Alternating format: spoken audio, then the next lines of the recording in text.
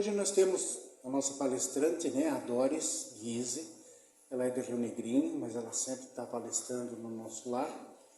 E hoje cabe a nossa amiga e irmã Doris trazer todo o seu conhecimento sobre o capítulo 27 do Evangelho segundo o Espiritismo.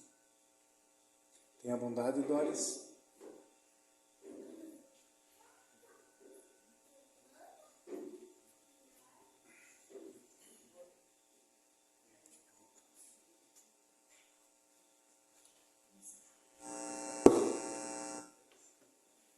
Uma abençoada noite a todos. Que a paz do Mestre Jesus seja sempre em nossos corações. E para que a gente possa conquistar essa paz e mantê-la, nós temos um trabalho. É um trabalho interno. Todos nós precisamos de alguns detalhes para conquistar a paz e mantê-la. E hoje nós vamos tecer breves comentários sobre o Evangelho segundo o Espiritismo, capítulo 27, Pedi e obtereis. Quando a gente pensa em formas de orar, a gente vai procurar várias religiões e vai ver que a maioria delas tem algumas formas diferentes de orar. E a gente entende que a oração não é um gesto, não é uma fórmula. A oração é uma conversa com Deus. Quando a gente ora, a gente pode agradecer, a gente pode louvar e a gente pode pedir. Mas é importante a gente ter bom senso. E vou convidar vocês, vamos dar uma voltinha lá no filme Nosso Lar. Alguém não assistiu o filme Nosso Lar ainda? Eu convido para assistirem, porque lá nós vamos ver como é a vida física e a vida espiritual. Então, lá, quando se pede alguma coisa, a espiritualidade superior pergunta: e você tem merecimento para isso? Aí alguém que está lá no mundo espiritual diz assim: eu gostaria de ir à minha casa física. E eles perguntam: e você já trabalhou para merecer? Aí, se a gente for falar em prece, for falar em pedir, nós temos um grande amigo que nos trouxe uma grande lição. Francisco de Assis. A prece de Francisco de Assis é maravilhosa. Mas tem um pedacinho da prece que diz o seguinte: é dando que se recebe. Então, se eu vou pedir a Deus, a Jesus, aos mentores espirituais, ao meu anjo de guarda, cada um vai dar um nome diferente aqui, a sua divindade. Se eu vou pedir, com certeza eu tenho que ter méritos para receber. E aí começa o Evangelho segundo o Espiritismo, capítulo 27. As formas que eu vou orar. Pedi e obtereis. Então, se eu observar, é dando que se recebe, eu vou convidar vocês a gente fazer uma pequena viagem agora. Vamos conhecer a história de Irmã Dulce, na Bahia. Irmã Dulce, uma menina de 8 anos, pegava todo o seu dinheirinho, comprava comida e levava aos necessitados, aos mais humildes. E assim ela cresceu, com a permissão dos pais, indo no lugar mais humilde, com todo o dinheirinho que ela tinha. E essa era a forma dela orar. Quando adolescente, ela continuou fazendo a mesma situação. Juntava o dinheirinho e comprava alimento. Não só comprava, como entregava aos necessitados. Quando mais moça, ela resolveu ir para o convento. E foi. Existe filme sobre isso, tá? E existe livro, quem quiser. E ela foi para o convento. E daí lá, o convento tinha várias horas de oração. Ela se pôs a orar. Mas ela tinha gostado muito da forma que ela fazia antes, que a oração era trabalho. E daí um dia ela saiu do convento, sem permissão, e foi atender aos necessitados. E pasme, um dia ela atendendo um necessitado, chega um bandido para assaltá-la. E ela chama o bandido de meu irmão. Eu sei que você precisa, meu irmão, mas só que é o seguinte, você está vendo esse doente aqui do lado? Ele precisa de uma casa. E aqui, ó, do lado, tem uma casa vazia que está trancada. Se faz favor de pegar essa arma e quebrar o cadeado para que a gente possa entrar e você me ajuda a cuidar dele? Então ela não teve medo, porque ela orava. E assim ela começa um trabalho de atender o necessitado. E depois dessa etapa ela fundou vários hospitais. Então a oração é trabalho no bem. Na mesma localidade, na Bahia, tem um outro símbolo muito forte para nós, Divaldo Pereira Franco, que desde adolescente acolhia pessoas necessitadas. E ele começou não só a acolher, mas também a adotar as crianças abandonadas. E ele chegou a 680 e algumas crianças que ele adotou. E ele chegava no cartório, e naquela época era diferente, né? A cartorária perguntava, o senhor vai registrar a criança? Como é seu nome? Divaldo Pereira Franco. E a mãe? Não tem. E a cartorária dizia, não, precisa ter um nome de mãe. E ele fez exatamente isso. Ele adotou e cuidou. Quando ele sentiu que era pouco, ele criou o que nós chamamos Mansão do Caminho, ele e o Nilson, em meio de muito trabalho e muita oração. Eles fundaram um espaço físico, porque eles ganharam o terreno, e a princípio eles recolhiam as famílias, quando eles entenderam que não era esse o caminho, que as famílias tinham que ter responsabilidade sobre os seus filhos. Então ele entendeu que ele precisava educar e transformou em escola. A Mansão do Caminho tem desde o maternal até o ensino médio, agora sendo em breve documentado a faculdade. Então, a criança bebezinho, alguém aqui já foi na Mansão do Caminho? Eu já tive o privilégio de ir. E eu digo para vocês que foi a melhor coisa que eu fiz na minha vida.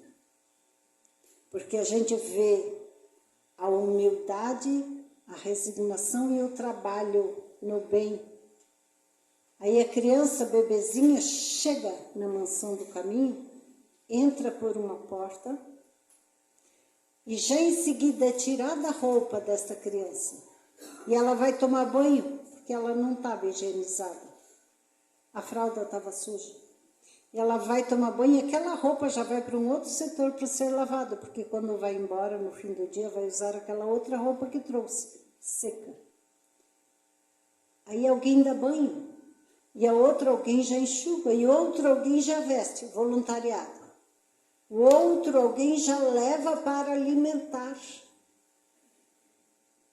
E depois vai para a sala de aula. Passa o dia recebendo educação, cuidados, atenção, carinho, alimento. No fim da tarde, quando eles vão para casa, eles levam 5 pãezinhos. Cada criança leva 5 pãezinhos para casa. Porque lá dentro tem uma padaria que é o profissionalismo de quem está no ensino médio.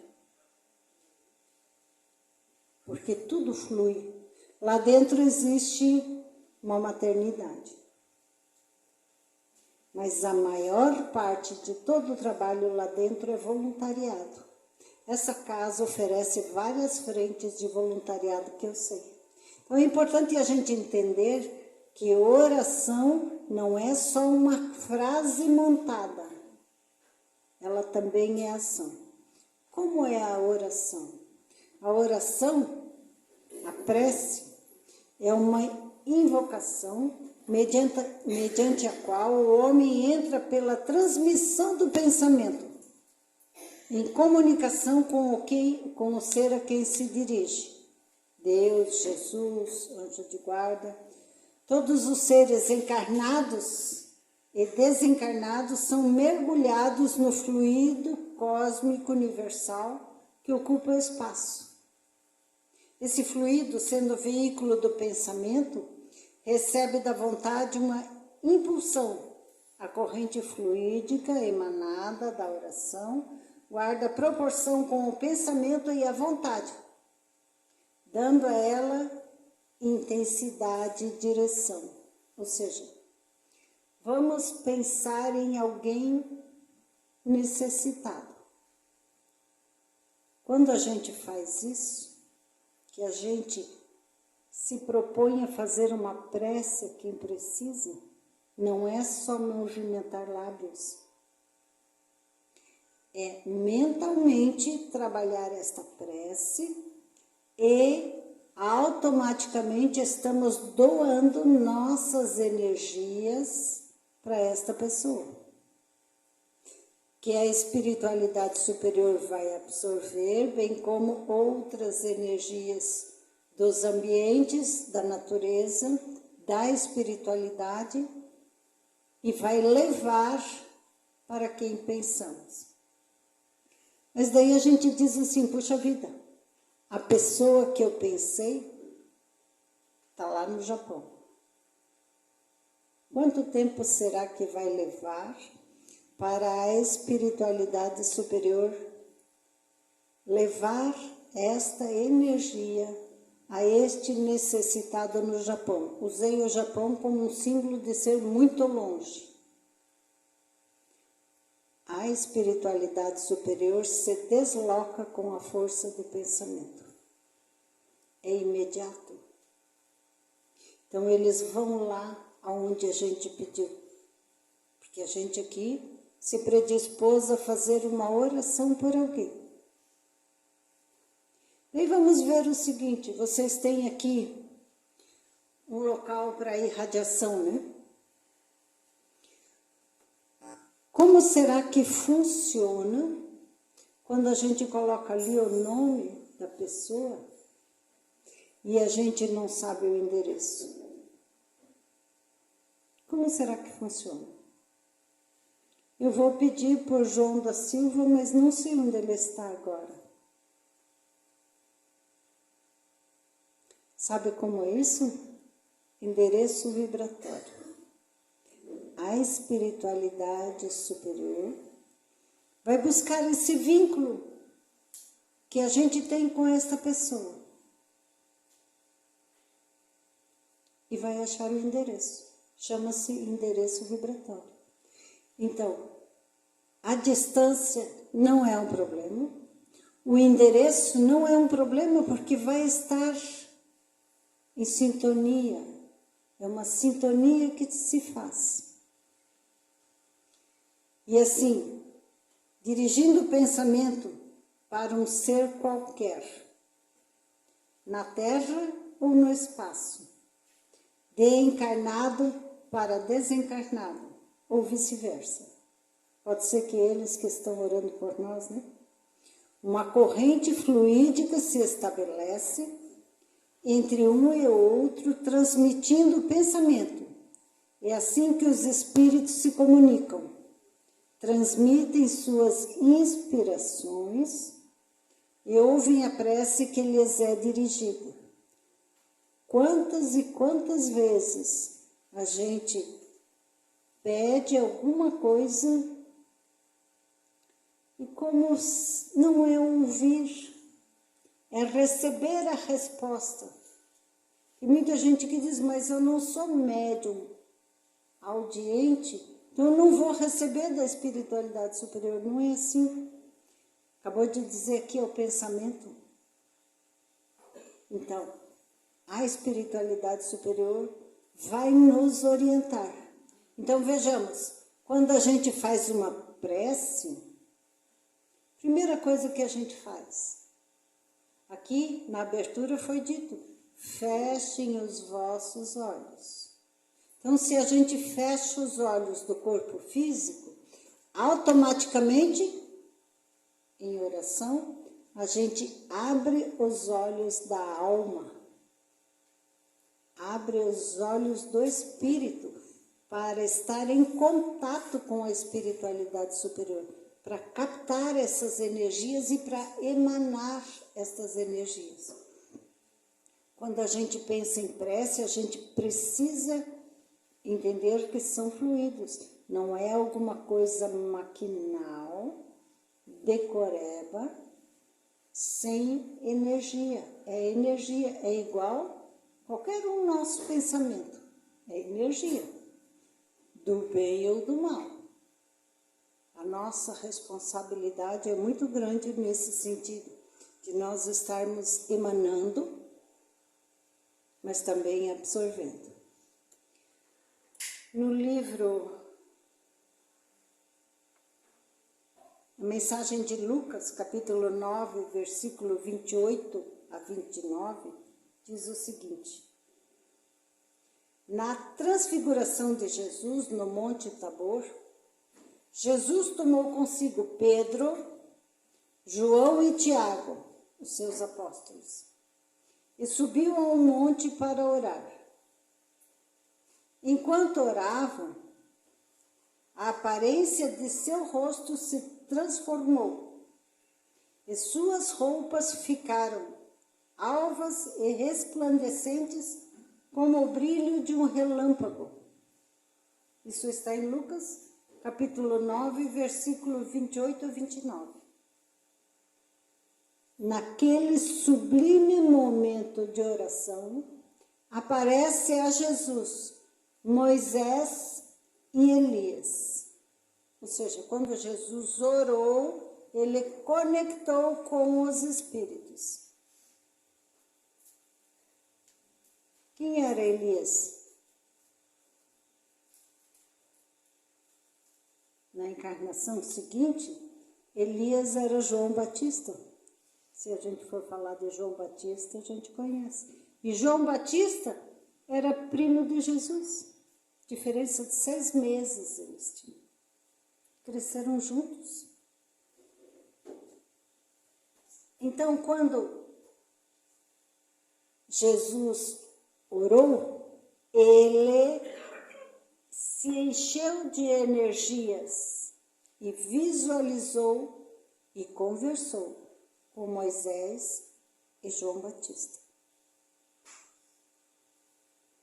Mas daqui um pouquinho ele também disse, né, para alguns, 2 apóstolos dele dormiram.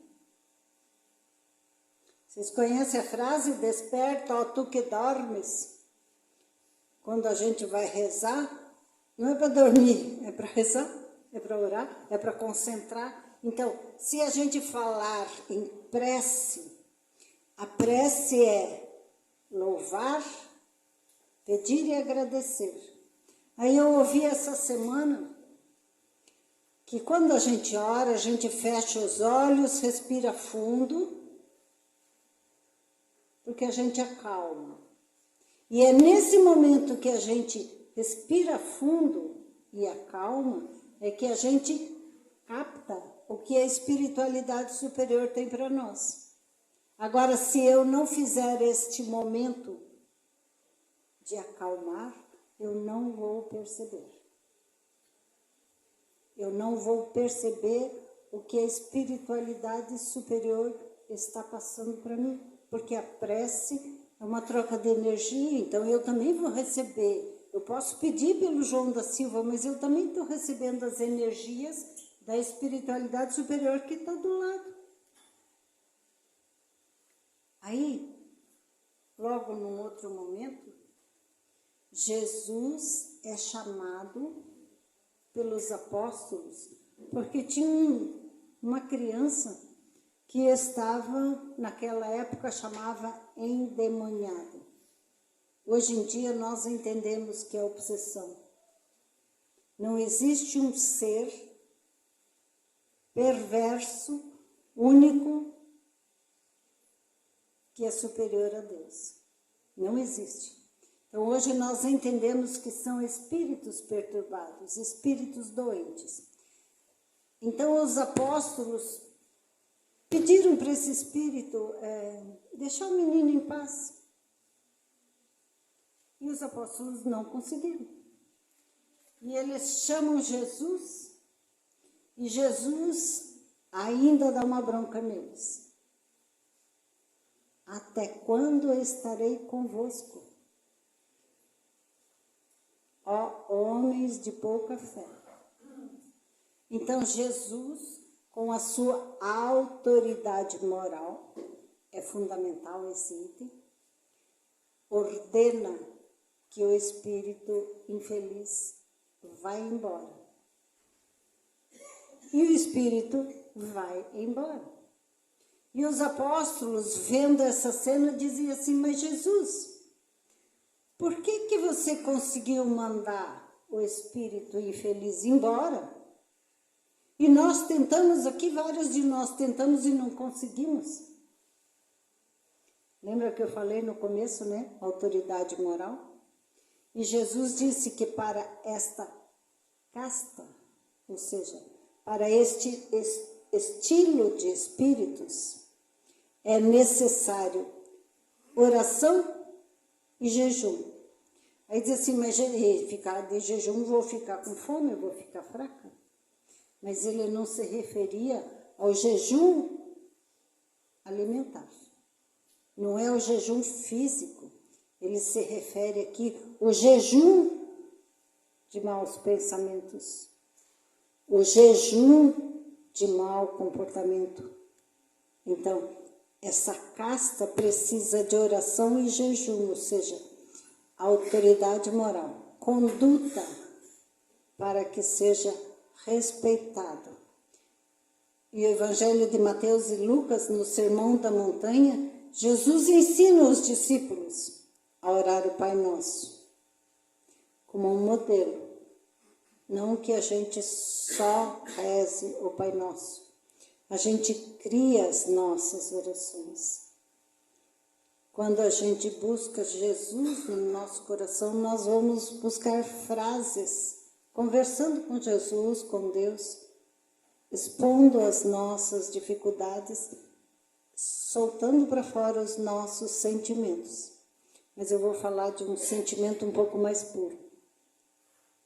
Nosso filho pequeno, 7 anos, hoje um homem de 40 e tantos anos.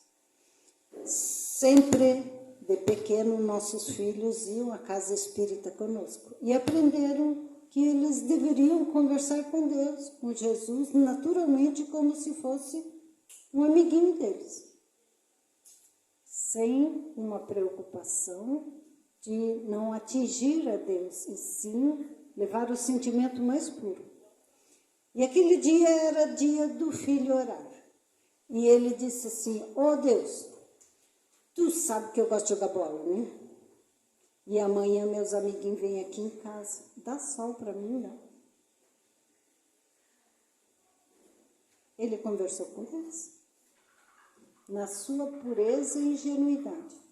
Porque era o que ele conseguia fazer. Então, respeitando estes detalhes de uma criança, no futuro será um adulto que ore também. Com pureza, com simplicidade. Existem muitas fórmulas para se orar. E se a gente buscar no Evangelho segundo o Espiritismo, capítulo 28, nós vamos encontrar vários modelos de oração. Mas não quer dizer que só são aqueles que a gente possa usar. Muitos nós podemos e devemos criar. O Evangelho segundo o Espiritismo diz o seguinte, isso está em Marcos capítulo 11, versículo 25 e 26. Quando vos apresentardes para a oração, se tiverdes qualquer coisa contra alguém, perdoai-lhe, a fim de que vosso Pai, que está nos céus, também vos perdoe.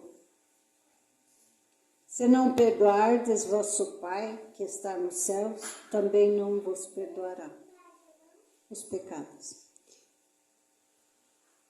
Vejamos que a gente pode dizer, oh meu Deus, me ajuda a perdoar que está difícil. Perdoar quem me machucou. Já é um caminho. Agora, manter ódio e pedir a Deus que me perdoe, não vou receber perdão. Se eu pedir a Deus algum benefício, com o coração cheio de ódio, lá no começo da minha fala eu falei sobre merecer. Então, trabalhar estes nossas emoções e nossos sentimentos, trabalhando esse perdão, humildade, resignação. E Jesus, quando estava no auge da maior dificuldade dele, ele disse, né, Pai, perdoa, eles não sabem o que fazem. Eles estavam machucando Jesus e continuaram machucando. Jesus preso na cruz, e Jesus pede para que Deus perdoe eles, porque não tem maturidade para saber o que estão fazendo. Eles não sabem o que fazem.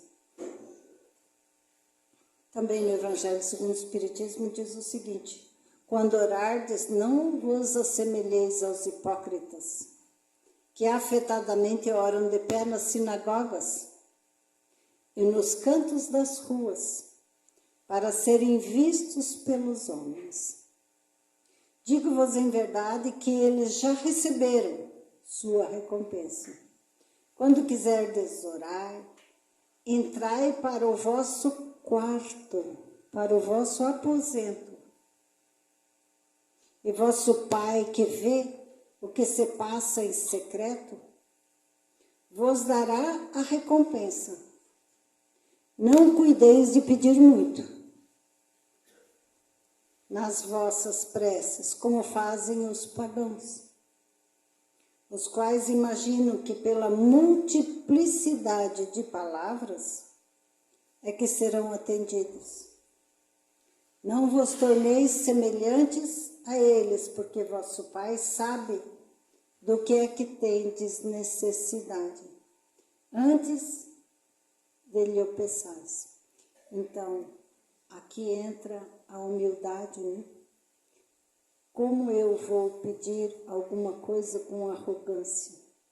Então, a humildade não é para aparecer. Eu vou entrar no meu aposento, não é o quarto físico. É dentro de mim, como foi dito na abertura aqui. Fechem os olhos, adentra você mesmo, adentre a si mesmo, para estar em contato com a espiritualidade superior. Então, por essas passagens, Jesus definiu claramente as qualidades da prece. Quando orar, não vos coloqueis em evidência. Orar em secreto. Não é pela multiplicidade das palavras que seremos escutados, mas pela sinceridade delas. Eu iniciei falando de energias, lembra? Então, nós aqui podemos dizer da boca para fora alguma coisa, mas a espiritualidade superior está vendo nossas energias, a inferior também, tá? Está vendo nossas energias. E o que nós estamos emanando com o que nós falamos. E isto é a sinceridade que a espiritualidade superior está buscando em nós. Então, nós precisamos merecer o retorno da prece. E se eu disser, pedi e obtereis. Vamos falar em pedir e obtereis? Vou pedir alguma coisa material, de grande vulto. Faz sentido? Vou pedir para que fulano de tal, moribundo, fique curado. Faz sentido? Quando a gente programa nossa reencarnação, nós programamos nossas condições financeiras. Sim.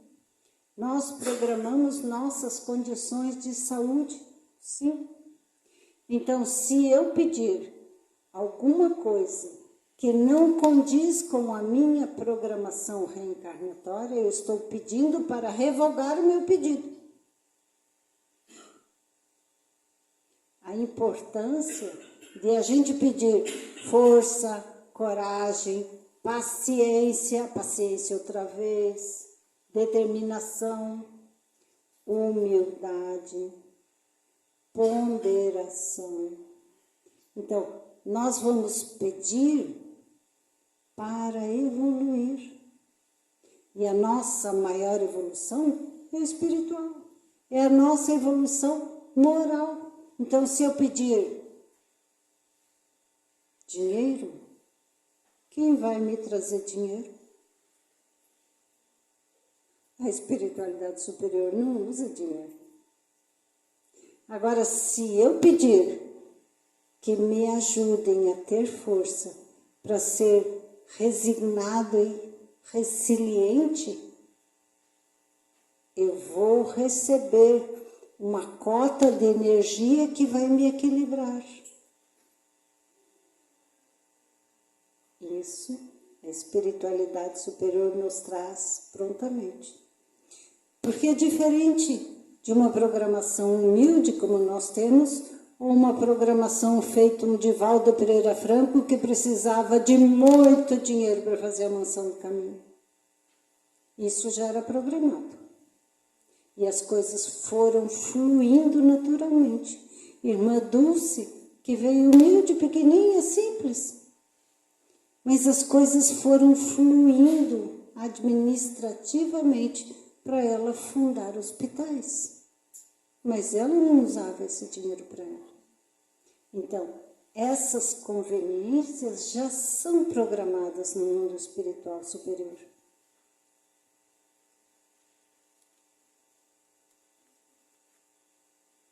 Então, as leis de Deus, elas não vão ser derrogadas para fazer nossas vontades. Elas vão ser cumpridas. Importante que a gente não olhe só o presente quando a gente faz uma prece. Se eu for olhar só esta vida, eu vou pedir as coisas para aqui e agora. Mas nós somos espíritos milenares. Nós já tivemos muitas vidas. E trouxemos programações específicas para evoluir. Então, que a gente tenha ponderação nos nossos pedidos junto à espiritualidade superior. Mas falamos de pedir, pedir, pedir, e como é o agradecer. Francisco de Assis dizia que é dando que se recebe, é perdoando que se é perdoado, é amando que se é amado. Então, o agradecer, de repente, não é se postar agradecendo, oh meu Deus, porque você fez isso para mim. Pode ser que o agradecer seja trabalho em prol dos outros, em prol de quem necessita. Então, louvar, pedir e agradecer é momentos de energias pedidas e doadas, mas também é muito trabalho em prol do próximo, ou seja, voluntariado. É o que a gente vê aí, essas pessoas aqui dentro da casa fazendo o tempo todo. É o que a gente vê ali fora, numa rede feminina de combate ao câncer. É o que a gente vê em tantas entidades trabalhando gratuitamente em prol da qualidade de vida de muitos. Então, a oração é muito trabalho. Vou pedir permissão para ler um trechinho. Não há fórmulas na prece.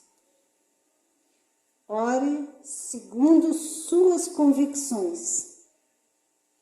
Use o vocabulário do seu dia a dia, sem qualquer ritual, sem qualquer formulário, em verdadeira conversa informal a quem se dirige, Deus, Jesus, entidades espirituais, santos ou divindades.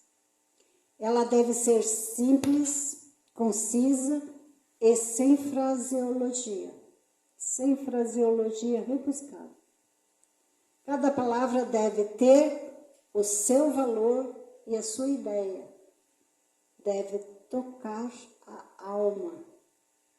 Assim, para conectar-se, é preciso concentrar-se no pensamento e na vontade, no fundo da alma e do coração, para emanar os bons impulsos eletromagnéticos. Doutrina espírita é ciência, filosofia e religião. Explica magneticamente o que está acontecendo enquanto prece. Cujos sinais tocarão no ente invocado. O magnetismo irradiante da oração decorre do poder da fé posta em ação. Se tivéssemos a consciência e a compreensão das potências da alma, a força que trazemos em nós, e se quiséssemos colocar essa vontade a serviço dessa força, seríamos capazes de realizar o que até hoje muitos chamam de prodígios, e que tão somente como um desenvolvimento das faculdades humanas. O poder da prece está dentro de nós. Jesus já disse, podeis fazer o que eu faço e muito mais. Vós sois deuses. Então, se nós usarmos o que nós recebemos quando programamos a reencarnação, o magnetismo que em nós existe, nós pouco adoeceríamos e ajudaríamos muita gente a não adoecer. Que a mensagem do Evangelho, capítulo 27, pedi obtereis. Eu volto à frase, é dando que se recebe, é perdoando que se é perdoado e é amando que se é amado. Eu agradeço a Deus a oportunidade, a vocês a paciência de me ouvirem e devolvo a palavra.